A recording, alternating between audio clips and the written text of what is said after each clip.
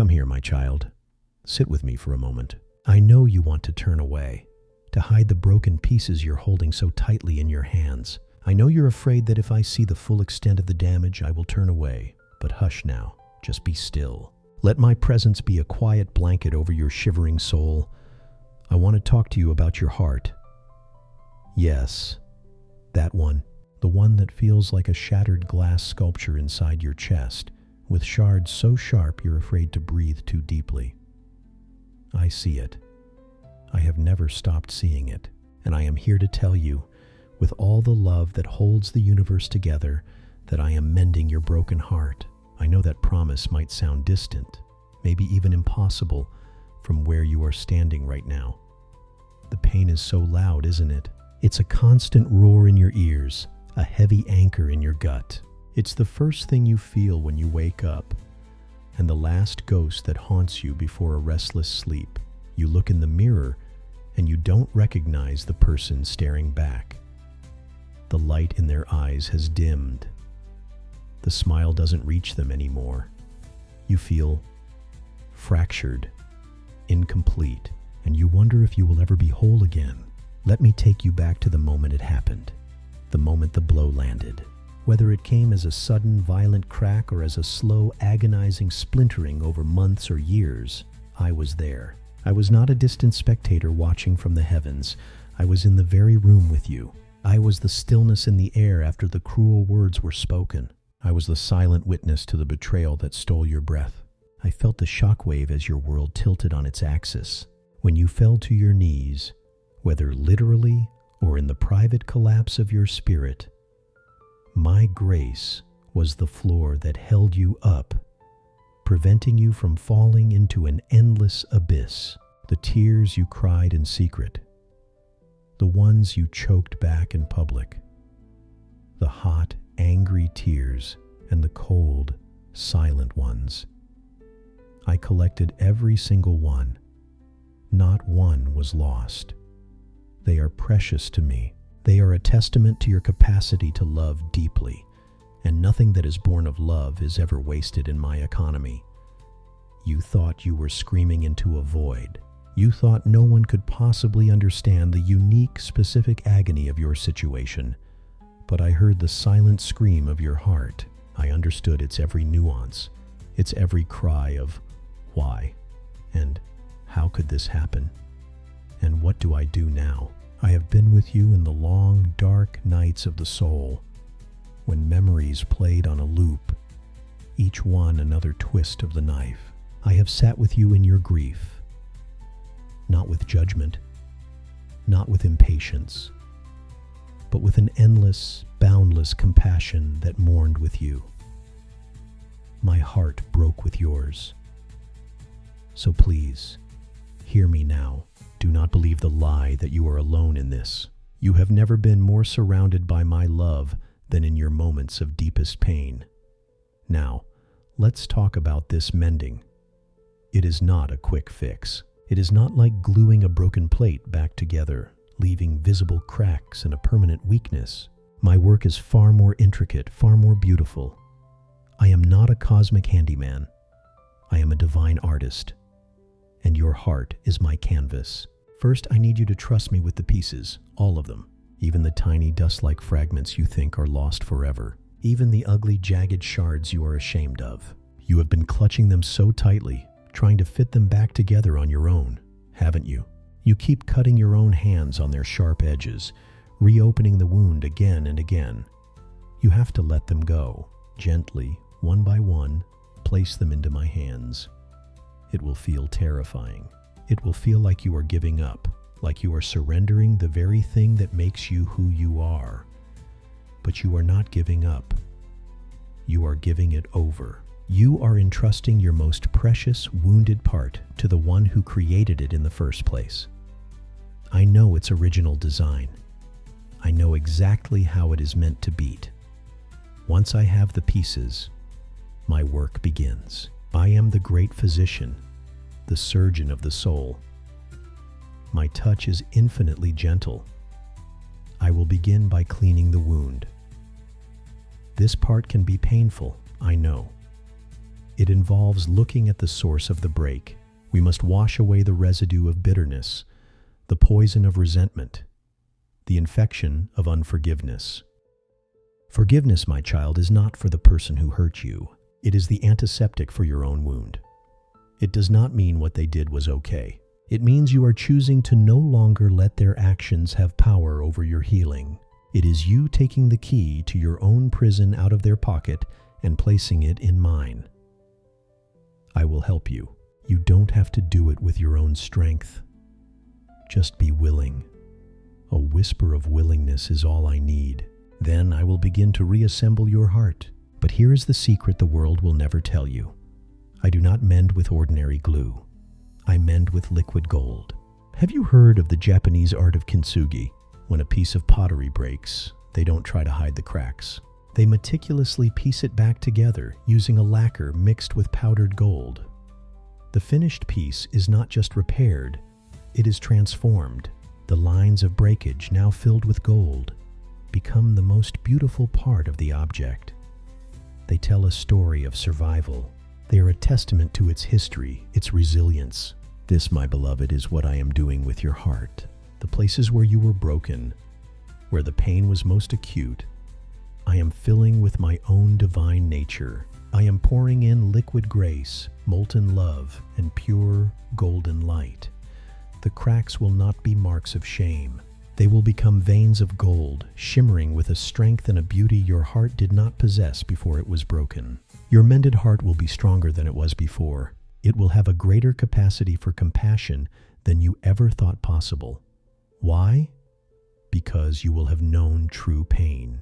You will be able to look at another suffering soul, not with pity from a distance, but with a deep, knowing empathy. You will be able to say, I see your pain, and I know it is real, and your words will carry the weight of authenticity. Your scars, the golden seams on your heart, will become a source of light for others who are lost in the dark. They will see you whole and shining, and find hope that they too can be mended. This pain is not your identity. It is a chapter in your story, a severe and difficult one, but it is not the end of the book. I am the author, and I am already writing your next chapters. Chapters filled with a new kind of joy, a more profound peace, and a wiser love. But this mending takes time. Do not listen to the world that tells you to just get over it. You cannot rush the healing of a soul-deep wound any more than you can rush the mending of a broken bone. There are seasons to this process. There will be days when you feel the warmth of my golden lacquer setting, when you feel a flicker of hope, a moment of peace. Cherish these days. They are glimpses of the finished masterpiece. And there will be days when the phantom pains return, when a memory ambushes you and the ache feels fresh and raw. Do not despair on these days. Do not think the mending has failed. This is part of the process. It is the spiritual equivalent of a healing muscle stretching and aching as it regains its strength. On those days, press closer to me. Do not run. Let me hold you until the tremor passes. Let my love be your solace. I am also working on your memories. I will not erase them, for they have helped shape the stronger person you are becoming. But I will do something more miraculous. I will slowly, gently, begin to separate the memory from the sting. I will dull the sharp edges. Over time, you will be able to look back, not with a flinch of agony, but with the quiet wisdom of a survivor. You will see my hand in it all, how I carried you when you could not walk, how I was weaving a purpose out of your pain, even when you could see none. During this time of mending, you must be gentle with yourself. Treat your heart as you would a precious convalescing friend. Feed it with truth, my truth. Starve the lies that tell you you are unlovable, that you are permanently damaged, that you will never trust again. I declare over you right now, you are infinitely lovable. You are not damaged goods. You are a work of art in progress, and you will love again. You will trust again, because I am restoring your ability to do so. grounding it not in the fickleness of human beings, but in the unshakable rock of my love for you. Let me protect your mended heart. As it heals, it will be tender. I will be your shield. I will help you set healthy boundaries. I will give you discernment to know who is safe to let into your inner world. Not everyone deserves a front row seat to your beautiful golden-seamed heart. Some will only be allowed to admire it from a distance, and that is not cruel. That is wise. I am giving you wisdom. The pain has carved out new spaces within you. At first, they feel like empty caverns of loss. But I am now filling those spaces. I am filling them with more of me, more of my peace, more of my strength, more of my joy. Your heart, once broken, will hold more love than you ever knew before, because it is now larger. The very thing you thought would destroy you is the thing I am using to expand you. So talk to me. In the middle of the day, when a wave of sadness hits, whisper my name. Tell me where it hurts. Don't use fancy words. Just say, Father, this part right here. It aches today. I am listening. I am always listening. I am the divine artist, patiently tracing every crack with gold. I am the gentle surgeon, stitching you back together with threads of grace. I am the loving father, holding my child, waiting for the fever of grief to break. Your story is not over. The devastation you feel right now is not your final destination. It is the construction site where I am building something new, something beautiful, something so resilient that it will stand as a monument to my faithfulness and your courage. Trust the process. Trust my timing. Trust my love. Rest in the knowledge that my hands are on you, my eyes are on you, and my entire being is focused on this sacred work. I am mending your broken heart, and when I am finished, you will not just be healed. You will be whole, you will be stronger, and you will shine with a light that was forged in the very heart of your deepest pain. Be still, my child. The mending has already begun. I am not just patching you up to get you back to how you were. The person you were before the break is gone, and that is a good thing. You are becoming someone new, someone with deeper roots, someone whose laughter will have a richer sound because you have also known profound sorrow, someone whose touch will have more comfort in it because you have known what it is to be shattered. Do not mourn the person you were. I am calling forth the person you are becoming. This mended heart of yours will learn to beat to a new rhythm, a rhythm of grace. It will no longer beat in constant fear of being broken again, because it will know, deep in its golden seams, that even if it is, the mender is always near. This experience, as terrible as it has been, has given you a gift, the gift of a tender heart. Do not mistake this tenderness for weakness. A tender heart is a powerful thing in a hard world. It is a heart that stays open. It is a heart that can still feel. I will protect this tenderness. I will teach you the difference between being vulnerable and being foolish. I will show you how to love fiercely without building walls so high that no one can ever get in again. Walls don't just keep out pain, they keep out joy. I am in the business of gates, not walls. Gates that you, with my wisdom, can choose to open. You might be looking at the person who hurt you, and you see them moving on, seemingly unaffected, and a cry for justice rises up in you. That is normal. That is human. But release that to me as well. I am a God of perfect justice and also of perfect mercy. You do not need to be the scorekeeper.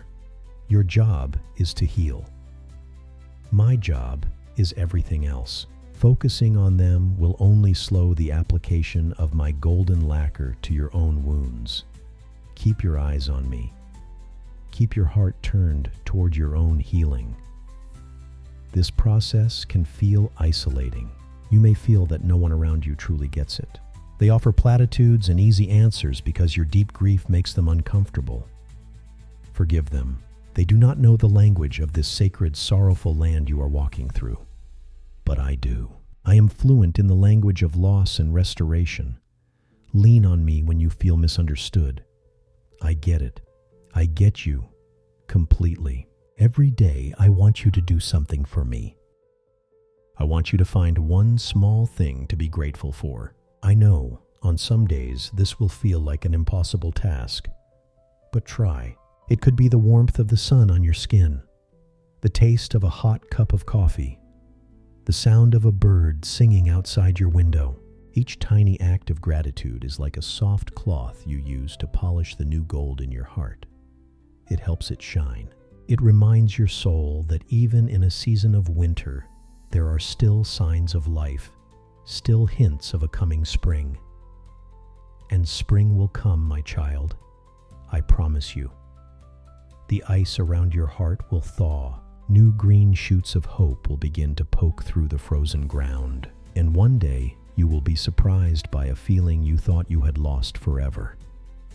A genuine, unforced moment of joy. It will catch you off guard, and in that moment, you will know the mending is taking hold. You are not a victim. You are a survivor who is becoming a warrior. Your testimony will not be, "I was broken."